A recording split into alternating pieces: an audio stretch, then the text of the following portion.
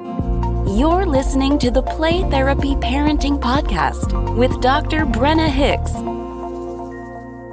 Hi, I'm Dr. Brenna Hicks, the Kid Counselor. This is the Play Therapy Parenting Podcast, where I give you insight, awareness, and enlightenment about your parenting and your relationship with your kids. In today's episode, I am answering a question from Lauren. And Lauren's question is about her almost 3-year-old with severe parental preference and separation anxiety from her father.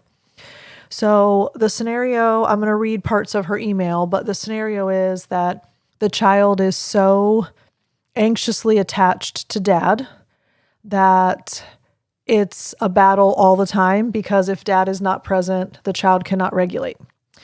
And this is actually something that we hear about and deal with a lot.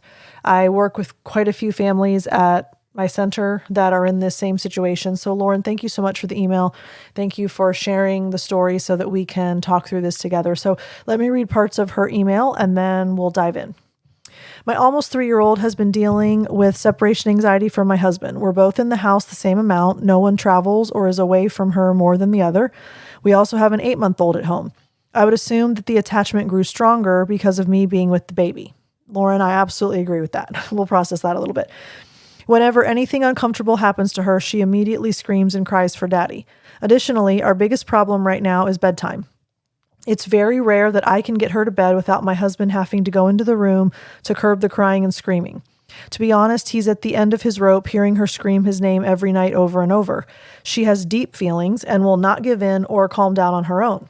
I've tried being present with her while she cries, giving her space, but staying in her room and letting her know that I'm here to lay with her or snuggle or whatever it is that she wants daddy to do. But when we reach an hour and a half of continuous screaming for him, it feels cruel, and he goes in to hold her until she calms down and gets tired enough to fall asleep with him sitting on her bed. People keep telling me to just let her cry, but I don't think they know what it's like to have a toddler with deep feelings who doesn't give up. How can we break this cycle? We use validating words, we try to hold our boundaries, try choices, try to story play her in her bed, a new stuffed animal, a new nightgown, etc. Funny but not, my husband is her currency and we can't afford it anymore.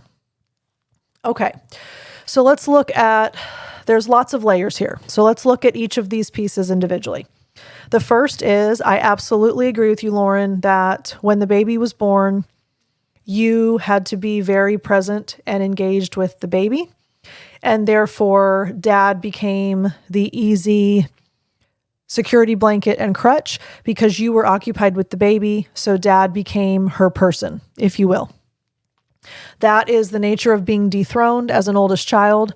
It's also the nature of a predisposition for anxiety. In other words, this isn't something that emerged right when the baby was born. There was always a predisposition toward anxiety. It has just escalated quite a bit since the birth of the baby. So we know that kids often have the nature and the nurture components. In other words, she is likely to be a more worried, anxious child by predisposition. And then now it has escalated to a point where she can no longer rein it back in. But these circumstances, meaning the nurture part of it, did not create this. This is something that has been there as an undercurrent all along, and now it has just ramped up. Okay, so now we'll talk through when anything uncomfortable happens to her. She immediately screams and cries for daddy. So what we know about that is dad has become her regulator. The minute she has anything that she doesn't know how to handle, she, quote, needs dad to calm her down. And this is what happens in a lot of cases, not necessarily about attachment, but this will often happen with children whose parents always swoop in and control their behavior for them. Kids never learn what it feels like to regulate themselves. So this is a very similar situation, but with different circumstances, obviously. She, quote, needs dad to help her calm down. She has no emotional regulation. She has no self-control. And she's reeling from these big feelings. And she believes that her only way out is for dad to, quote, fix it for her. So let's pause there. Let's go back to play therapy principles. The child-centered model says we are always communicating the 5 be with attitudes. For those of my vets that have been listening to me for a long time, what are the 5 be with attitudes? I'm sure you all said them. I'm here, I hear you, I understand, I care, and I delight in you. So, when we operationalize those be with attitudes, we are always trying to communicate and convey those 5 things to our children. But here's what we do not convey. And this is just as important. It's just as important to think about what we want to communicate, but also what we will not communicate. And those 3 things, less discussed, so I won't pop quiz you on those, less discussed are, we will not always agree, I cannot make you happy, and I will not solve your problems. So, in this scenario, we have 2 of the 3 in play. She thinks that dad has to make her happy, and she thinks that dad has to solve her problems. The good news is, and every single one of you that are in this scenario, I know how prevalent this is, so I know that many of you listening have been in this situation with a child for maybe a certain stretch of time, or maybe even right now, or even in different circumstances, but the scenario is the same. Here's the good news. She doesn't need dad to solve her problems, and she doesn't need dad to make her happy. She just thinks so. That's her default. So the silver lining is she is fully capable of solving her own problems, and she's fully capable of making herself happy. But there needs to be a lot of skill building to get there. So we'll talk about that in a moment. Bedtime. All right. So now at this point, what probably started as an organic, genuine scenario. She went to bed. She wanted dad. Dad came in. She fell asleep when he was in there. That was just a circumstantial scenario. Now it has become a conditioned habit and pattern of behavior. Good news is she can fall asleep without dad. She's just defaulting to, I have to have him. He makes me happy. He solves my problems. We know that's not true. We also know that any child is capable of falling asleep without someone in the room. So we'll get there. But when you go in and you are trying to be there in his stead, and you said she will not give in or calm down on her own, here's my pep talk for you, Lauren, et al. All of you that have given in because you said your children will not give in. Let me pep talk you for a second. I don't know if any of you watched the show Super Nanny, but I loved that show. Jo Frost, she and I are kindred spirits. I loved it. If you have no idea what I'm talking about, binge watch some episodes. Super Nanny had an episode where it was the exact same scenario, except it wasn't that the child wanted someone in the room. The child would not stay in his bed. Walked into mom and dad's room every night trying to sleep in mom and dad's bed. So very similar circumstances. Here's what happened. Jo told mom, get ready for a long night. I'm laughing because I vividly remember this episode. Get ready for a long night. And bedtime routine started. Put little boy in bed. He got out of bed. Mom walked him back to bed. He got out of bed. Mom walked him back to bed. He got out of bed. Mom walked him back to bed. The whole time Jo is in her earpiece going, you say, you'd really like to sleep in our bed, but you're a big boy and your bed is where you sleep. We're going back to your bed. And they time-lapsed this because it went on for hours in reality. Time-lapsed, they kept a running counter at the bottom of the screen for how many times mom put this child back in his bed. And at one point, she gave up even going back to her bedroom. She slumped against the hallway wall right outside his room with a pillow and a blanket. And she was half asleep, leaning up against the wall in the hallway. And every time he came out of the room, she got up and walked him back to his bed. She didn't even go back to her room anymore because it was too far of a walk. She was too exhausted. The time lapse count, if I remember correctly, got to 180 something maybe. The mom put him back in his bed 180 something times. At some point, did the little boy start crying? Yes. At some point, did the little boy start screaming? Yes. At some point, did the mom want to give in? Absolutely. At some point, did the mom say this isn't worth it? Yes, at some point did the mom say, he's not going to give up? And guess what? The little boy gave up on the 186th time. And the whole point of me telling you this story, Lauren et al., is when it's a battle of the wills, one of you is going to give in, and it's not going to be you. This is the mentality that you have to have in a scenario like this. I completely agree with you that letting her, quote, cry it out is not an appropriate solution. I've never once believed that is helpful at any age for any reason with any child. The whole mentality of let a child cry it out, I absolutely hate it at its core. I don't think that aligns with anything we know about children and their needs and their wants. And a child cries because they need something. So to let them feel abandoned and just, quote, cry it out, even as an infant, this whole notion that leave an infant in their crib and let them cry it out, it's nonsense, in my opinion. So I'm not in favor at all of letting her cry it out. But you're not going to give in. This is the hinge pin. She will eventually give in, Lauren. And I know you said several times, she doesn't give up. And she will not give in, and she does not calm down on her own, and she will keep screaming and crying. All of those are true, and they have been true to a point. She will cry herself to sleep. She will scream herself to sleep. She will get so exhausted, she will fall asleep standing up if she has to. She will eventually give in without dad being in the room. Now, we don't abandon her. We don't make her feel like she's alone. We don't, quote, let her cry it out. So here's where this comes in. You go in with the mentality, one of us is going to give in and it's not going to be me. Prepare yourself. This is a battle. Go into it saying, no matter what happens, I will not give in. No matter what happens, I will not give up. You have to pep talk yourself. I'm giving you one, but you have to pep talk yourself too. Okay, so once you've committed, no matter what, I will not give in. I will win this battle, and it will be my child that gives in. Okay, so that's step one. Step two, you very lovingly communicate the be with attitudes, and you reflect her feelings, and you help her feel heard and understood. I'm here. I hear you. I understand. I care. And I delight in you. You're sad. You're angry. You're upset. You're irritated.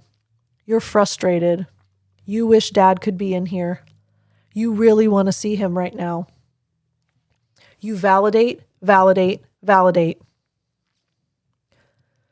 Here's another thing that you can do. Leading up to the night that you are going to implement the I will not give up before she gives up strategy. You may want to prepare her. So I'm going to say her name is Jane. I don't know.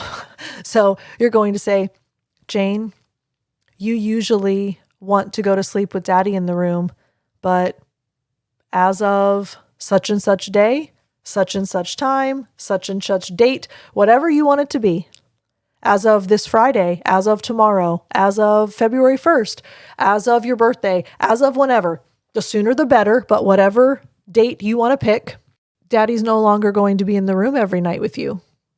And that's all you say. You're setting an expectation. You're letting her process it.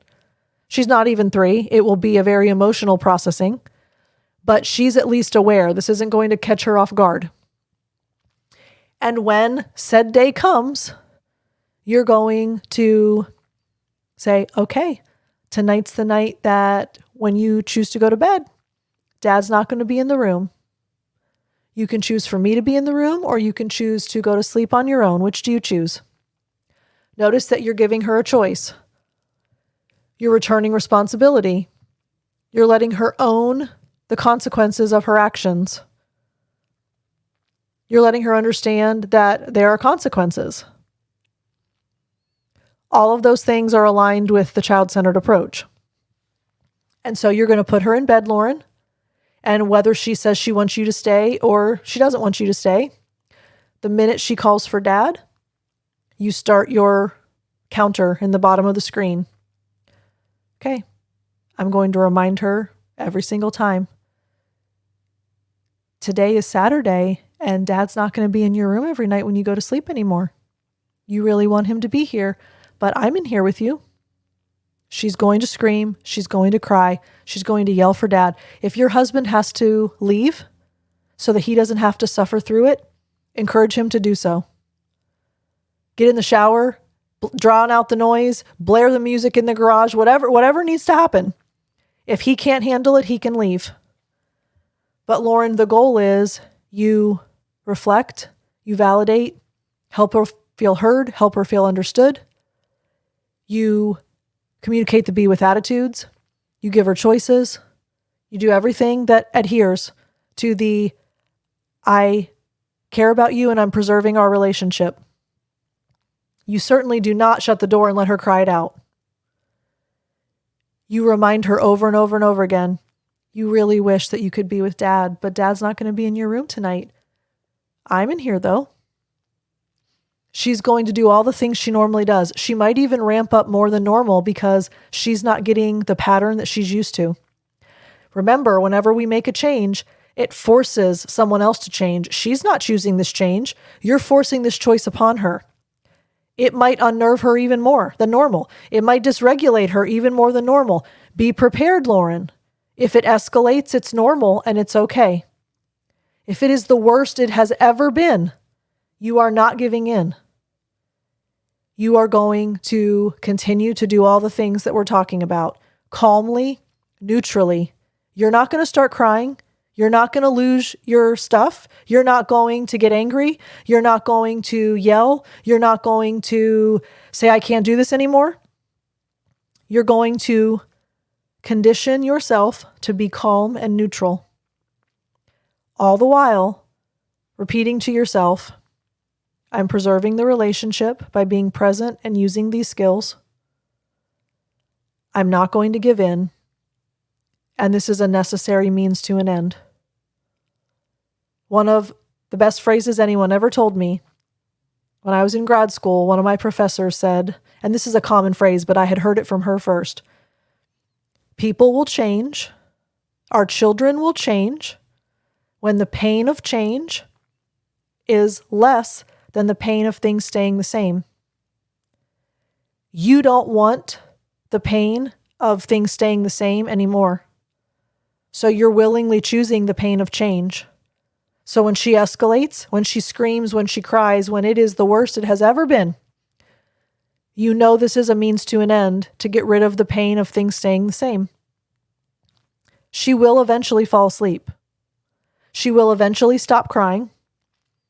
Our nervous systems can only handle that heightened state for so long. We have a natural checks and balances in our nervous system which calms us down after a certain amount of time. We cannot sustain that level of intensity of emotions for very long. She will eventually calm herself down by default, not because she wants to, she just has to. She will eventually fall asleep. And the next night you will do it again, and it will probably be less of a battle. And the next night you will do it again, and it might even not even be a battle by that point. But she will have learned lots of things. She will have learned that she can calm down. She will have learned that she can give in when she's unhappy. She will have learned that Dad is not the one that solves her problems and keeps her happy. She will learn that she does not need Dad to fall asleep.